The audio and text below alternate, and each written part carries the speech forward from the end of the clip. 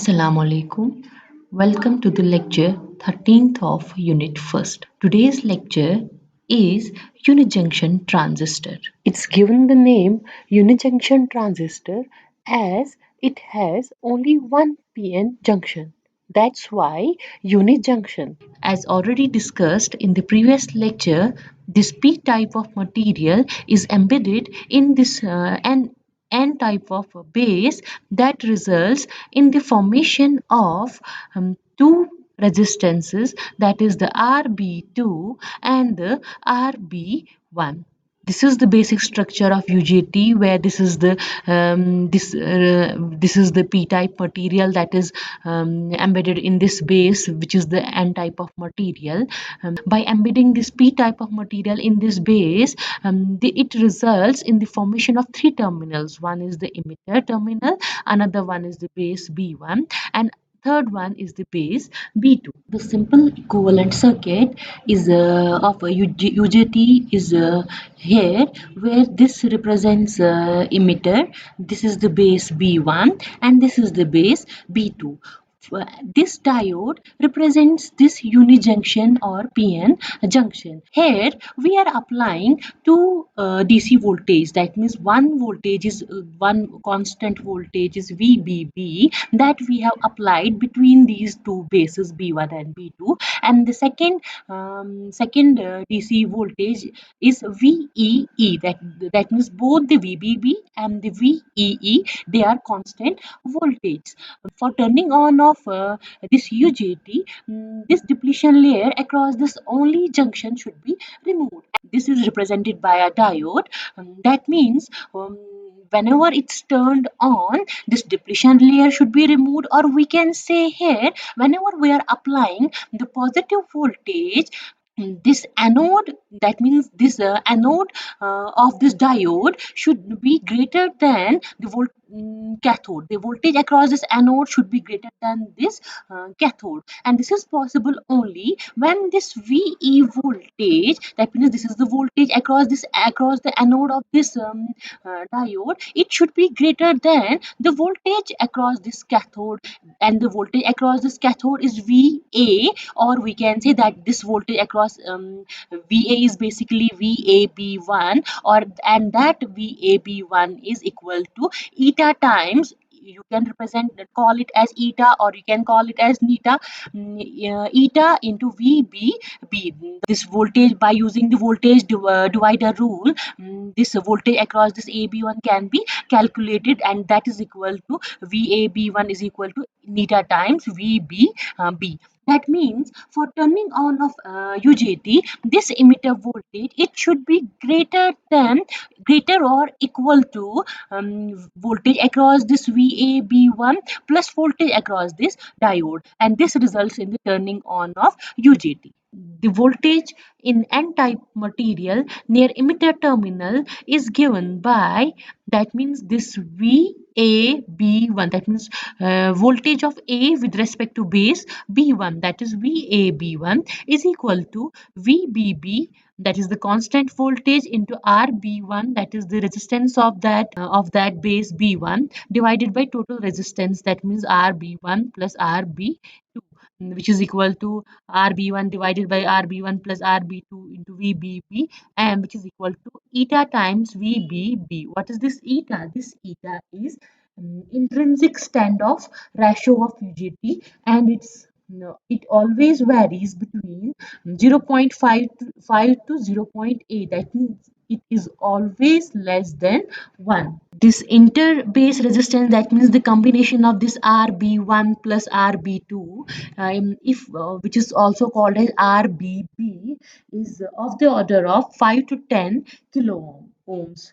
This is the symbolic representation of this unijunction transistor, and this is the equivalent circuit of this unijunction transistor. The operation of UJT can be understood with this equivalent circuit. Here, in this equivalent circuit, this VBB, that is the, we are applying basically the forward voltage between this base B1 and B2 and this emitter base, emitter and junction base B1. That means we are applying this constant VBB, and we are applying this constant VEE.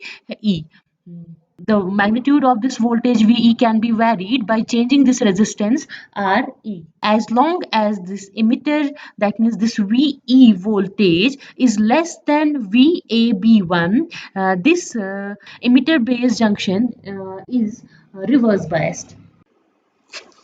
This is the IV characteristics of UJT. Here, this represents the emitter current and this represents the emitter voltage. This whole IV characteristics, they are divided into three regions. One is this cutoff region, another one is that negative resistance region, and third one is this saturation region. This cutoff region is that region where, or we can say, where our emitter voltage is less than the voltage across this AB1, or we can say our UJT is turned off in this case. Curve OS represents the reverse bias or off state, where this VE is less than VB, or we can say emitter current is 0, or we can also say that this is the high resistance state. This curve is extended to the point B because of this drop. VE is not exactly equal to VA. Basically, VE is equal to voltage across this diode plus VA. That's why it's extended in the off state to this point, that is equal to B. This B represents the highest voltage point, and that point we call it as peak point, and the voltage and the current corresponding to this peak point we call as peak voltage and the peak current. After that, when we are increasing the emitter current, this peak voltage goes on decreasing, and this represents the negative resistance path, and due to this negative resistance region, our UJT exhibits the property of switching. After that, once this voltage reaches this valley point, and the corresponding voltage and the current for this, they are represented by valley voltage and the current voltage. After that, this UJT enters the saturation part. That means even if the current is increased, this voltage is almost, here the curve is almost constant. The CQ is almost constant. Even if the current is increased, this voltage remains constant, or we can say the saturation occurs.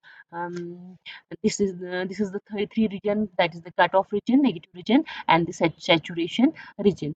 Typically, the voltage drop across this diode junction during the forward bias is equal to 0.5. Explanation how the UJT works. During the forward biasing, or we are saying whenever this V emitter, whenever this VE is greater than VA or VA plus VD, we are saying this diode is forward biased. Whenever this diode is forward biased, we are saying since this emitter terminal is highly doped with holes, we are saying, and due to this removal of this junction, this base RB1 gets filled with these holes. Since this base RB1 is lightly doped, and this base gets filled with number of holes, the resistance of this base increases, which causes the potential, since the resistance of this base decreases, which causes the potential of this base to decrease, or we can say if RB1 decreases, VA or VAB1 decreases. Due to increase in number of holes in this AB1, in this base B1, or in this layer AB1, the the conductivity of this AB1 increases, or we can say the resistivity of this material decreases, or we can say resistance of this path decreases. Since we know that our VE is equal to VA plus VD, this voltage across diode is a constant 0.5 volt exactly. If this VA drops, we are saying basically this VE drops. If this VE drops, our emitter current basically increases, because our emitter current is equal to, this is VE is our constant value. Since VE drops, this emitter current will be very high. Since the emitter current will be more, this causes more holes to inject into this region B1.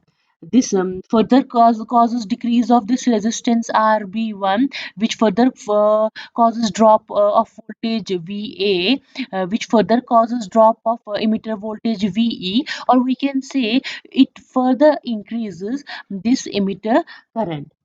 And this regenerative action continues till RB1 drops to a small value from about 4 kilo ohms to around 2 to 25 ohms.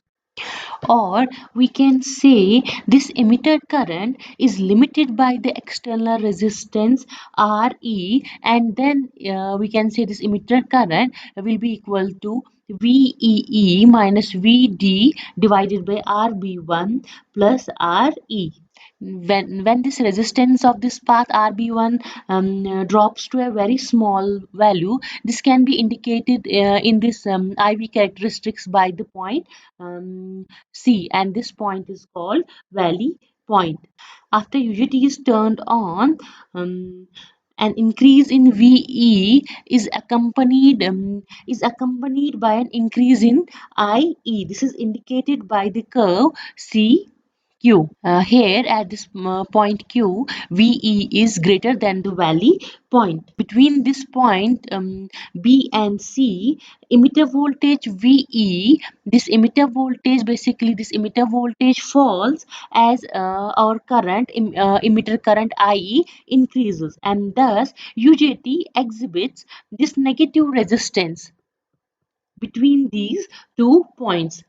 This negative resistance region between peak and valley points gives the UJT the switching characteristics which is used in SCR triggering circuits. Whenever our emitter current falls below this valley point, our UJT is turned off. Due to this negative resistance property, it behaves like a relaxation oscillator.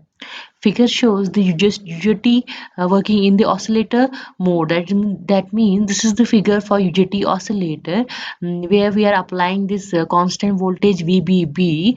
This is the variable resistance R, and due to this voltage VBB, this causes the charging of this capacitor C, and charging of this capacitor depends on this path R minimum and R. Since this voltage across this capacitor VC is VC builds up by changing this resistance R. Whenever this voltage across this capacitor VC is greater than voltage across this emitter VE plus, whenever this VC, basically this VC is equal to our VE, and whenever this VE exceeds this voltage across the diode, here we are not showing that diode because the voltage drop across this diode is hardly 0.8 or 1 volt. That means whenever this VE exceeds this voltage across diode VD plus neta times VBB, or we can say that the voltage across that path, in the previous path we are representing that by AB1 or VA or neta times VBB. Whenever this VE exceeds this VD plus theta times VBB, our UJT is turned on, and the emitter to base B1 impedance collapses, and a flow of large current IE through R1 takes place. The capacitor gets discharged through this resistance R1, and therefore a voltage pulse appears across the resistance R1. Here This is the negative resistance characteristic property of the UJT, and this is the discharge. This pulse represents the discharging of the capacitor, and as voltage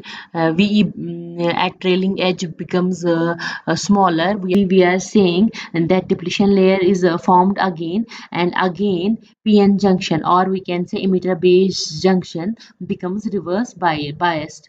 Or we can say ideally no current flows between emitter and the base B1 as already explained, except that leakage current, and therefore we can say our UJT is turned off.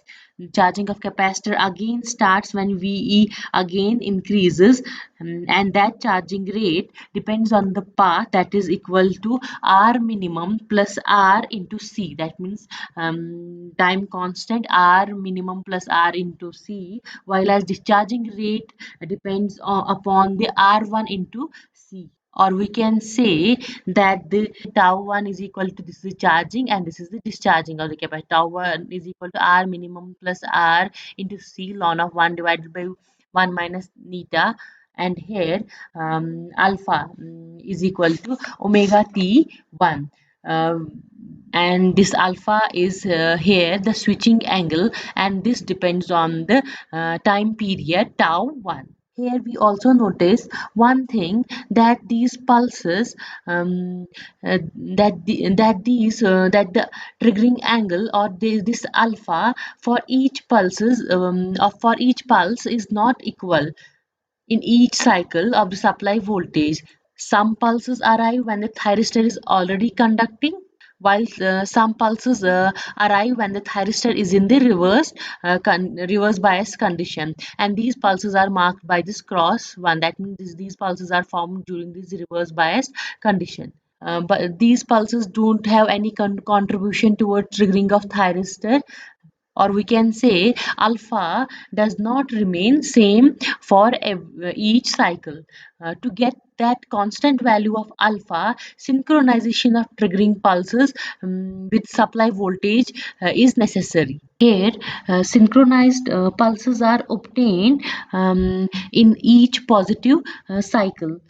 This is the simple synchronized UJT based trigger circuit, where we are using this diode D2, and therefore no pulses are formed during those negative cycles. Here the first pulse in each half cycle that triggers a thyristor is synchronized with the voltage, and here therefore alpha becomes equal in each cycle. By just controlling the resistance R, the voltage across this capacitor depends on the resistance of this path. If the resistance of this path is low, the voltage across this capacitor will be more, and whenever this VC becomes greater than whenever this VC, or this is basically VE, becomes greater than VD plus neta times VB, our UJT gets turned on. Or we can say this charging of capacitor depends upon the time period tau, that is equal to R minimum plus R into C, or the charging depends on the time period tau 1, that depends on the R1C, and this triggering pulse is provided to the thyristor, which causes the turning on of SCR. This is the supply voltage, this is a load, this is a thyristor, and this whole is basically a trigger circuit as already explained.